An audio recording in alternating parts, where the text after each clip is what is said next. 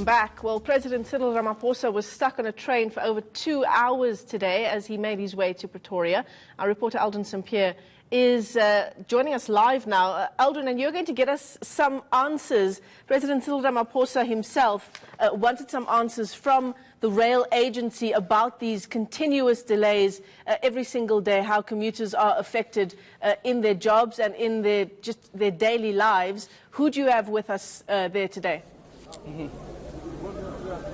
Well, we are now joined by Dr. Sipho Sithole, the Group Chief Strategy Officer of Prasa, and he'll be explaining to us how come the President was stuck on the train for more than 2 hours. Good afternoon.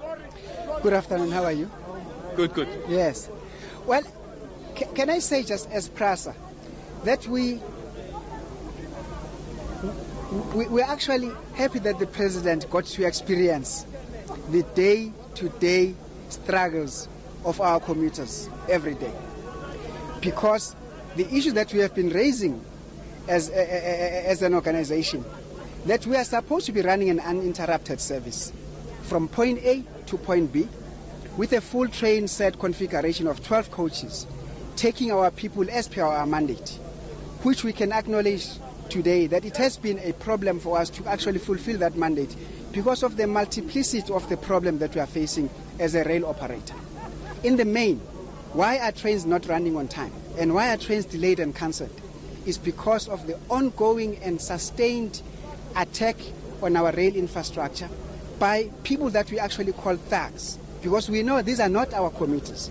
Because our commuters rely on this mode of transport because it's affordable and it's supposed to be safe and it's supposed to be reliable. But because of our openness of our rail system, we've got thugs who come and vandalize the rail system, who are stealing copper cables, who are taking anything that is of metal that they can go and sell to scrap yards, thus exposing the very same commuters who are supposed to be traveling in a safe environment being transported by trains that we can no longer guarantee their safety. Why was the train stuck? It's because some people threw a stone at a train and actually hit the driver with this particular train? Yes. No, it was not this particular train. And because that particular train had been hit, the driver had been hit by a train, it then blocked all the trains that were coming from behind until that matter had been resolved. The train then got delayed. Then we had to take the President through what we call speed restrictions, because the condition of the rail infrastructure is no longer safe to travel at the speed that we are supposed to be traveling, because of the, again, ongoing attack on the very same infrastructure that is supposed to be smooth and safe. Then we got to a point where we are now operating under manual authorization, which means the train can no longer travel at the speed it's supposed to travel, but it can only travel at not more than 30 kilometers an hour. Why? Because people have been going into our rail system, stripping copper cables, then affecting what you call a robot, the signaling infrastructure that is supposed to turn green, to turn red or turn amber for the trains to travel. So when you enter into a manual authorization abnormal condition, you can no longer as a train driver just proceed. You now need to proceed on site because the control center has to tell you that it's safe to do so. And when you do that, there's about 20 to 30 minutes delay before a train can proceed from one point to another. The point we are trying to raise is that Prasa cannot fix the thuggerism and the criminal elements on our rail system, because we are supposed to transport our commuters in a safe and secure environment.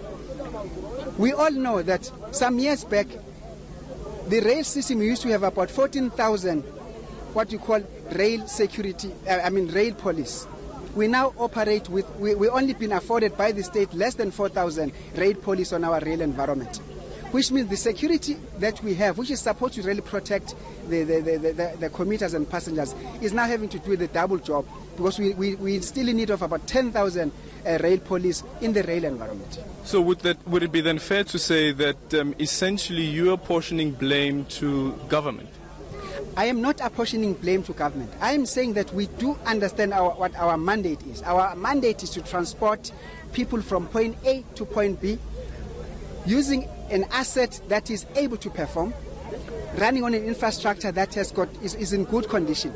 But the asset and the infrastructure is being vandalized and attacked by thugs, not the commuters. And that until such time until such time that the state and all the security agencies collaborate with us to combat this criminal element, we are going to continue to experience what the president experienced today. I mean, the fact that you can have people throwing bricks at a train driver just shows the level of lawlessness that this country is experiencing, where people are doing things with impunity. It is the level of lawlessness because the law enforcement agencies are not doing their job. Is that your argument? We are asking the law enforcement agencies to understand the challenges that we are facing as a rail operator and to come with us to go into those environments and make sure that we protect the corridors, we protect the train stations, we protect the commuters. You heard about an incident in Cape Town where thugs walked into a train at night and attacked about 4 commuters who were just trying to go home and stabbed one of them on the head, in the head, and threw them out into the rail environment. You know, I think 1 or 2 died. We cannot be able to do that. When the train driver is in the train, he's just transporting, or she's transporting passengers to their destination. We don't have the capacity to combat the level of crime and the rate of crime that we have seen happen in this country. It's a cry, and as I'm saying that, the president saw the effect and the impact of what happens when you don't combat this crime. Does Prasa at all then take any responsibility, at least for the incident that took place today? We will take responsibility in as far as making sure that we close off the corridors. And we are doing a lot of great work right now in terms of at least putting concrete walls up to 4 meters high along high volume corridors to start with, so that we don't have people who can jump onto the rail infrastructure and do that. The speed at which we are doing that has to be expedited so that it's safe, the corridors are secured completely. We will take blame where we are supposed to do things and expeditiously. Poor management at all? Do you think that if Prasa didn't face issues of corruption, that probably those walls would have been up by now? It's a very complex organization. And people get to see it as and when they join Prasa, that the challenge that we are facing every day, much as we can able to deal with them, it's going to take us a long time. We've got issue of funding. Our operating expenditure is not at the level where it's supposed to be, so we don't have enough to do maintenance that we are supposed to be doing to get the tracks back on track. We are having half capacity in terms of the train sets that we are supposed to be having. We're supposed to be having train set at a full capacity, but whether you go to Cape Town or you go to the KZN and Gauteng, we don't have enough train sets. That's why you see this overcrowding, because we are even running the train set at a shorter configuration, and people are jumping onto the next train that they see because they don't even know when they will get home if they lose the train that they see in front of them. But the cause and effect of that, most of them are external. Some of them, of course, they will be internal, because we need to also fix some of the issues that we are facing. Do you all think that the issues around the fleet that Prasa went into could have been one of the reasons that it finds itself at the place that it is now? Like, for instance, the issue around the toll trains, that if the trains were built properly at least, that you wouldn't find yourself in this quagmire? There are 2 issues. We have an old fleet, which is more than 50 years old, which we are forever maintaining, which we are putting through general overhauls, where we send them back and strip them and bring them back looking brand new. The very same trains that we bring them back, they get vandalized and they get set on fire. Then we start running again short of the trains. But the good news is that it's not all doom and gloom, because as you would know, the very same president went to open the factory in Gibela factory, where we are manufacturing 600 brand new trains, state-of-the-art trains. Some of them are already running on the Pienaarsport Pretoria route. These are trains that are meant to bring dignity back to our people. But you would have also heard that sometime last year, the very same brand new trains were pelted with stones, and about 8 of them vandalized. And what you are talking about the locomotives, which is not the ones for Metro Rail. Yes, yeah. So, but it's an old infrastructure, an old fleet, but we are having brand new trains that are coming now that we are already running in the Pretoria Pienaarsport route. Okay, Dr. Sipho Stole, thank you so much for your time. There you have an explanation. I don't know if there are any commuters and whether they are satisfied with the explanation that they got here. I speak English sometimes. Okay. I can speak in... So, Yeah. Sinenkinga lapha ku Metro Prasa ne.